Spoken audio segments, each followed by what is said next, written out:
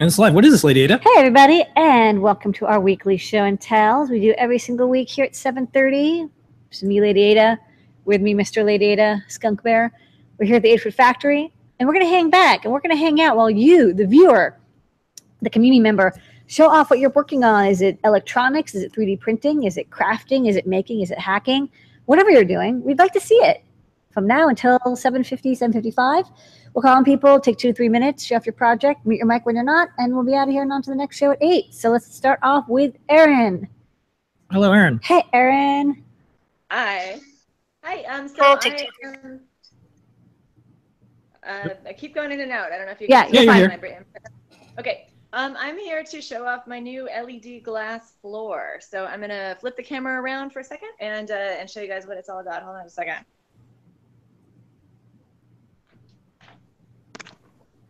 All right, can you see me? Not yet. Yes.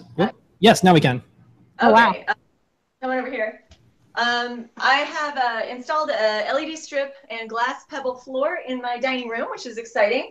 I have some tatamis down here, and then a trench that goes all the way around that it's full of glass pebbles. And then up here on the wall, I have a circuit playground. The button on the circuit playground is going to go ahead and light up the playground itself. And then if you look back at the floor, pressing one of the buttons will change different modes. I've got a fire mode and some different color modes, a rainbow. So it's really pretty fun. The other button on the circuit playground can turn it off and then on again.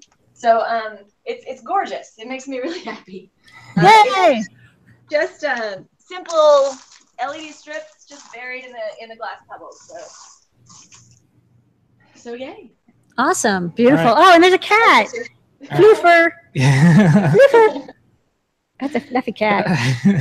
So that's my project this week, and I'm working on the guide for that. Hopefully I've got some video shot of everything. I'm going to edit it all together so people can make cool stuff like this at their own house. It would look so great, like lining your walkway as well on both sides. Totally. Really neat. So this is way better than those like spheres that are like rainbow. In the future, I think people will talk about lighting pairing with meals. Yeah. So it's like, oh, like this is a fresh caught sea bass. You should use this RGB pattern. You should definitely go with like the hue saturation and the teal. There you go. That's nice. Oceanic. This one could be called Cabernet, maybe, or Yeah. That's like a steak. Yum. Grilled steak, fire, All right. LEDs. Okay, nice work. Next up, Scott. Hey, Scott. Thank you. Hello. Hey. I'm distracted by the shiny floor. Hold on. I know.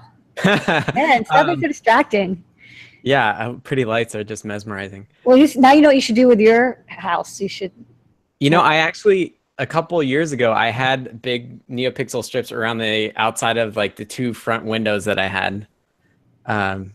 But I've since taken those down because I remember you shut those off.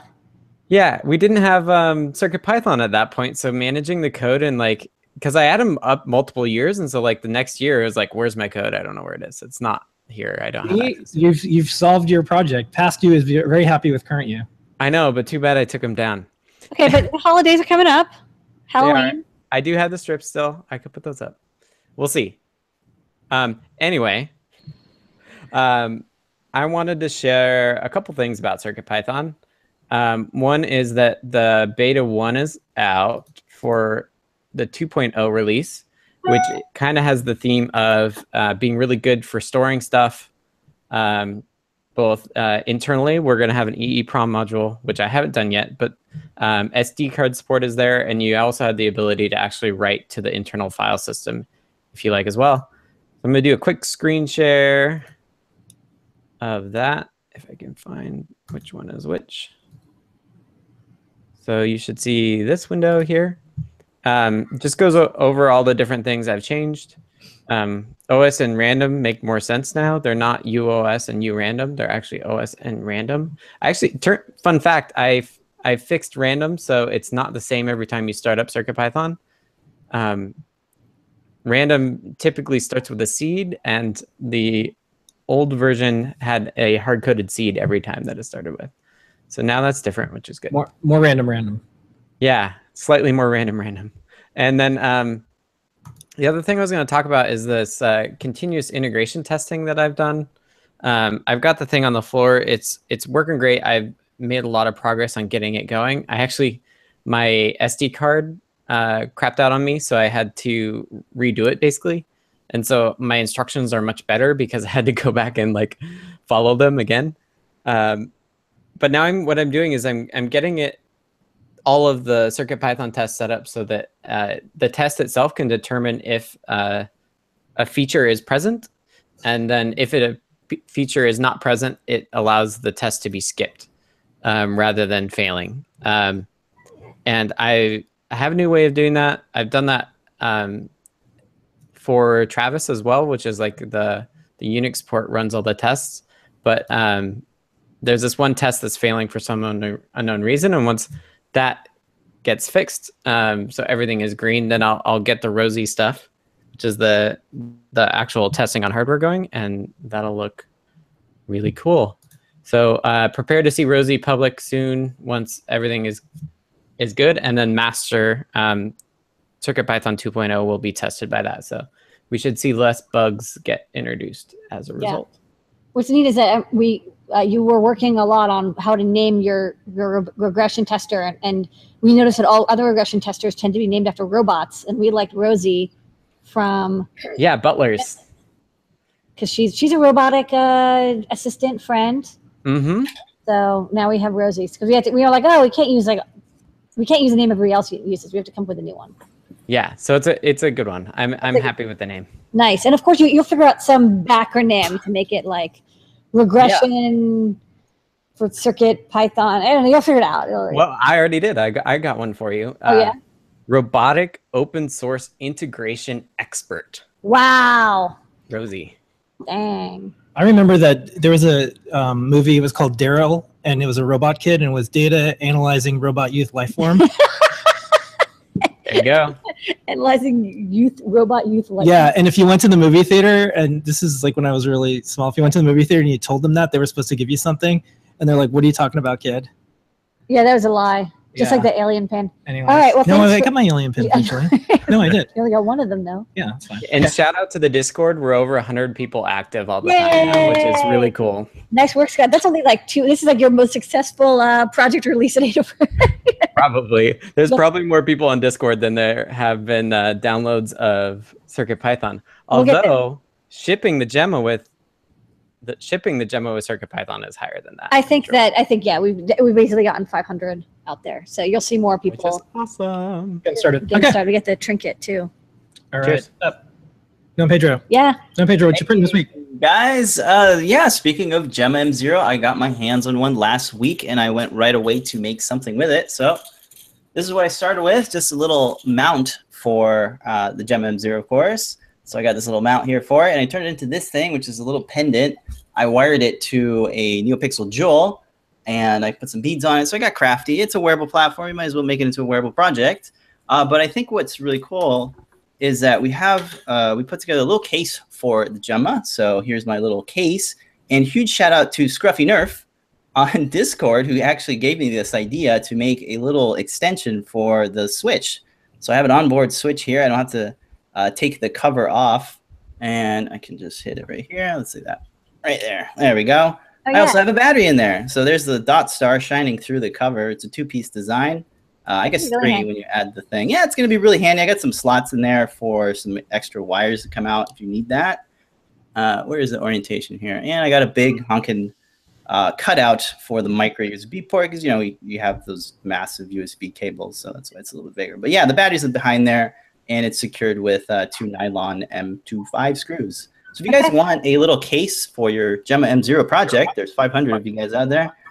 You can 3D print it, and if you don't have a 3D printer, you can go to your local hackerspace or your library, or even use a service like 3D Hubs or Shapeways. So check it out.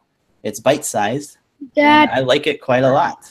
Hey Jeff, your mic is on. You might want to mute your mic. But yeah, check out the guide on the Adafruit Learning System, and we also got a video with this guy here. So check it out. Okay. Looking at all right, we'll be playing your videos tonight. Awesome. Thank you. Okay. All right. Next up, JP. Hey guys, how's it going? Hello. Hello, hello. So I got a couple things going on. I did a live stream last week of building my NES cart RetroPie, which is Pi Zero with the Joy bonnet on top in an old NES cartridge, which you can usually find in your house somewhere. For their junky ones, you might not mind destroying. I got these at a couple of them at a retro game store for like $3 each.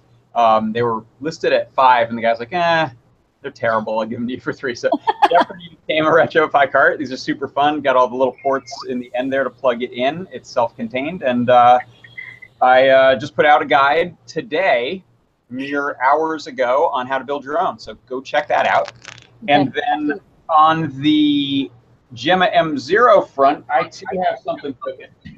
So if you remember, a few weeks back, I did a hack on this pinball controller for iPad where I used a Teensy and rewired it so that it would play a pinball game that I like using the HID USB keys. So the M0 can do the same thing. I haven't tested it yet, but I'm guessing it's gonna, and I'm getting a thumbs up from Lamore. So I got a little M0 there, and what I'm thinking of doing is a very easy project where it just uses alligator clips to hook up to the buttons, and then you'll use the same iPad connector. And I'm thinking about building a little T-slot aluminum holder for the iPad, maybe shaping it like a pinball table, so it's a little desktop table, not a big, huge, tall one. Maybe lift a little piece up with a marquee to put the Gemma on there, and have the 3 buttons. Instead of a plunger, I'll probably just do a fire button for the plunging the ball. So that's what I got in the works, and this stuff is a lot of fun to work with. Lamar and I were talking about earlier, if you don't have a 3D printer and you want to build a pretty nice finished project, or even just experiment with stuff, T-slot aluminum is super versatile, lots of fun to work with, and pretty sturdy. So Yeah, I love that stuff. Hacksaws are fun. Hacksaw, and you just bolt it together, and you can slide and adjust it. It's super fun. Cool. Check it out. Okay, next up, Greg. Hey, Greg. Hi, Greg. Can we hear me? Mm-hmm. Okay, I am broadcasting from the boat per your request, Phil. Yeah. Yeah, boat video. I think Boat it's the video. first broadcast from a boat. Doing the installations, and I've got the sensors in place. I can screen share some pictures of that. Also called boat share. Yep, this is on top of the boat. This is where the humidity and UV and temperature sensor is going to be. Running Cat5. That silver thing next to the sensor box is where all of the cables for the mast and all the lighting and everything come up through the boat. So this is my LiPo battery bank. So there's 3 banks like this, which I forget how many amp hours it is, but it's many thousands of amp hours.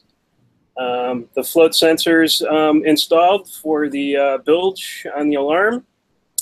And now we're getting into the installation of the unit itself.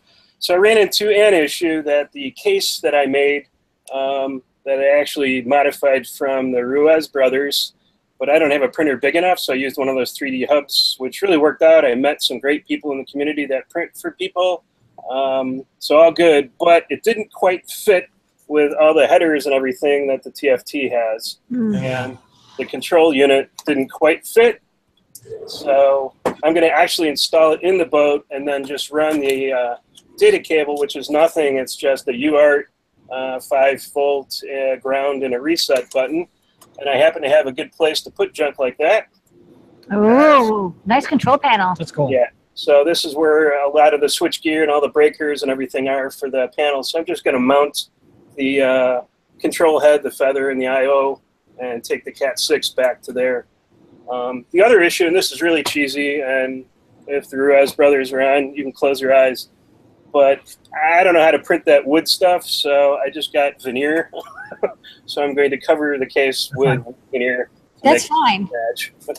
So it's cheesy, but I'm hoping it will look good. I'm really going to try and take care to make it look good. Well, I mean, there's no, it's like plastic wood. I mean, like, it's all the same. One of them comes on a sheet. One of them is melted plastic that you melt again. Yeah, veneer is actually more wood-like than the fake wood. Yeah, but so yeah, we are on the boat. Outstanding. Yeah, nice boat. You're in a giant waterproof enclosure with a lot of electronics. That's a very nice boat. Yeah, all good. So we'll have the refrigerator and the one-wire sensor is hooked up shortly. I've obviously got to drill through the case and put some silicone sealant in it, but I tested them at home, and they work perfect. Okay. Well, congratulations. Your boat gets an as seen on the show and tell sticker. And just email support@adafruit.com. We'll send it out. Can we call you Captain Greg? You absolutely can. I'm actually a captain, so you can do that. Yeah. Yes. Yay, Captain Greg. Captain Greg. Okay. All right. Next, Okay. We're going to go to, we have a couple of Jeffs, but this is Jeffrey Schnick, and I think, hello. Hello. Wow. What's your name? My name is Hazel. Hey, Hazel. Hi, Hazel. I remember you. So we have some silicone molds that we made. Ooh, that's cool. Rubbery. That was with the leftovers after the main project, which was what? A chocolate bar that's a phone. She really Wow. wanted to make a mold of old cell phone I had so we could make chocolate bars. And the That's leftovers. delicious. Oh, yum. That's the new iPhone 8. It's made out of chocolate. Yeah, more or less. Yum. Well, it's funny because it's like an Android and they're always named after like ice cream bar or Yeah. gingerbreads. This is actually Android chocolate. So we also printed a moon. But Ooh, it failed. that's okay. Oh, that's Nobody cool. looked at the dark side of the moon anyways. Well, you can do that thing where you stand around. It looks like it's in 3D. Is that what you did? Huh? Have you ever seen? There's these hollow moons that when you walk around them, it looks like they're 3D. Yeah, we'll have to try to adapt it. Yeah, I think you did automatically. That's pretty cool. Okay. So that's in honor of the upcoming eclipse. So you can wear that on your head. Oh, there you go. The hole is just the total eclipse. That's right. Yeah. See. See, it's totally on purpose. And then, oh, you want to show this? Yeah. It's a 3D printer, 3D printing a 3D printer that a 3D printer printed. Wow. My mind is blown. I heard you like 3D printing. That's adorable. It's like super meta. And then, of course, you have to take a photo of it on your 3D printer. Of course, of course. Yeah. Okay, nice work with that. That's fun to like just print different sizes. All right, good work, Hazel. Okay. You got So one are more? you going to make a controller What chocolate else you bar? got? What else you got? Okay, Gemma. So go ahead and talk about. So Oh, this wait, is a. there we go. Okay, so this is a shirt that my dad and I are designing, and hopefully I can wear it for the first day of school. And so we use the Gemma. I don't know if you can read that, Yeah. but we use the Gemma and an LED strip, and I'm gonna use the I'm gonna use some conductive thread to sew it to the Gemma, and somehow I think we're gonna glue it, but we're gonna glue this on top. The RGB LED strip, one of the tiny ones we got from y'all. Yeah. That's cool. And so, yeah, those are the projects that we've been working on for the past. You're having like the best summer ever. Hey, Hazel, so email support@adafruit.com. We'll send you an as seen on the show and tell sticker. And since you did the 3D printing inception, we'll send you out a 3D printing badge. Just tell them that you get a badge and a sticker. Yeah. That's right. 'Cause And then- you can sew it onto your shirt if Then you you want. can put the 3D printing Or badge your on bag. there. Yeah. You're having All right. fun. Okay. Hazel the All right. unicorn. Thanks so much. Okay, next up, we're going to go to Matt and Sophie, then we'll wrap up with Jeff. All right, Matt, unmute your mic and show us your project. Your brain. Two for tonight. This is a real quick software demo of the PiGlass. I've added some functionality to it. So when you start it up, it zooms into the level that would match your field of vision. So I'm going to zoom it back out. That's cool. And then if you press P, it says taken photo and uploading. It Whoa. uploads it to Dropbox. That's intense. So if I go to my Dropbox folder, Next week, we're going to hear that Dropbox is launching drop glasses. I got the picture I took on my That's phone. great. Whoa. It also takes videos. If you press V, it will say it'll say recording, and when you press V again, it stops recording and it goes to upload it. This is great. I turned my Google Glass remote, this thing, into the PiGlass remote because it will toggle the user interface, take a picture, take a video, zoom in and zoom out. I'm also adding the fat DAC with the bone conduction transducer. I just need to find a way to mount it onto my head somehow. Sweet. It finished uploading, so I can demo this. I like the skull brain. Yeah, where'd you get the clear skull brain? Yeah, that skull brain's cool. A long time ago. I'm not sure. Okay. Very But Halloween. here's that secret airsoft project I was working on. I have an airsoft nuke. Timely. You enter the time. I'll give it 20 seconds. And then you enter the disarm code.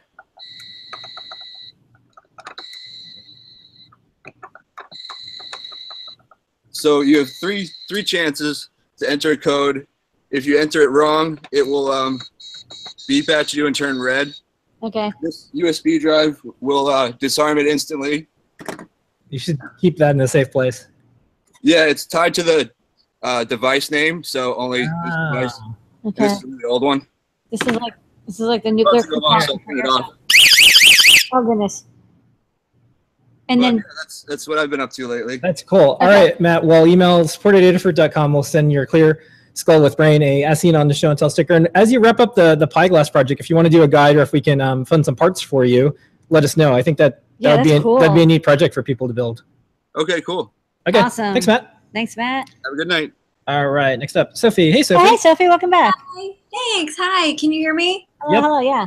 Good. So I'm showing my Jawa costume, which you know, from Star Wars, it's like these little guys, and I sewed the whole costume, and then I built the, you know, all the little bandoliers and things to go on it, and of course I put I made the mask that actually has the lights mounted below the eye holes, so it makes me look even shorter. And then I have a little wire that runs. There's a microcontroller on top. I think it's a Gemma, and there's a wire that runs from the top of the mask all the way down my sleeve into my glove, and then I have a couple of buttons. One, I know they don't actually do this, but I made it blink. When I press the button, it just... And then they're NeoPixels, and so I just wanted to do something kind of fun. So I built in a disco mode. When I press this button, it just like flashes all kinds of fun colors. That's when they find a droid or something. They're just like, yay. Yeah, when they get excited. So it's great for when I go to conventions and they have little dance parties or whatever, then it's totally dark and people don't know that I have my little disco mode, and I turn that on, and it's good for a little dancing Jawa. Amazing. Yeah, this is, I think, better than the costumes that they used for Star Wars. So yeah, this is definitely. Congratulations. I like the blinking because it's something. I'm sure it's adorable, and they didn't have the technology to add that. They were like, well, it's just light bulbs, but now that you can do it with LEDs. Yeah, you might as well. And nobody can see because it's so subtle, just like tucked into my glove. That nobody knows I'm going to do it. And then it's great when there's like a little kid that's looking at me like, oh my goodness, there's a Jawa. And then I just kind of do a little like, boop, you know? And they're like, what? Did you? Outstanding. Well, email support@adafruit.com and we'll send you an as seen on show and tell sticker. You could put it on that giant Jawa van truck thing that they have. That Yeah, on the sand crawler, Sand crawlers. All right. Okay. All right. Last but not least. Hey, Jeff. How's it going? You got a project to show? Jeff Tennis. Hey. Yeah. Hi there. How's it going, Jeff? Good. I haven't done much, but this is my first 3D printed thing. All right. It's a fidget spinner. Oh, that's good. So you've printed out the outside, and then you put the bearings in? Yeah. Nice work. Cool. Thank you. Awesome. This is really, I have a fidget spinning question. So the bearings on the outside, do you do tricks with those too? Because the center you can spin. What do you do with the ones on the outside? I don't really have many fidget spinners, so I don't know. I don't know either. This is the first thing I've ever 3D printed. So it was kind of easy but kind of hard at the same time. So I hope you enjoy. I Yeah. enjoyed it. What are you going to 3D print next? You want to make one with like that's bigger or like with more legs on it?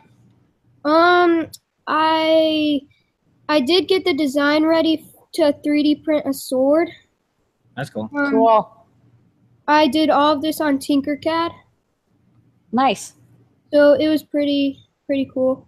All right, well, good work. Well, congratulations. Email support@adafruit.com, and we'll send you an As Seen on the Show and Tell sticker. And since this is your first 3D printing project, you also get a 3D printing badge. It's a little iron-on badge. You can put it on. It's cool. It says it has a 3D printer, and you can like put it on your backpack Yeah. or Just your put that in jacket. the email that you get a badge too. Yeah, we'll send you a badge.